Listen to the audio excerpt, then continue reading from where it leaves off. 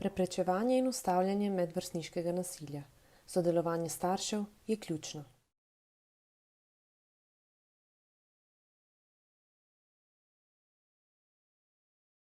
Konflikti so običajen del medosebnih odnosov. Do njih pride, ko imamo drugačna mnenja, potrebe, želje, cilje. Večino konfliktov ljudje razrešimo brez nasilja. Konflikt ni nasilje.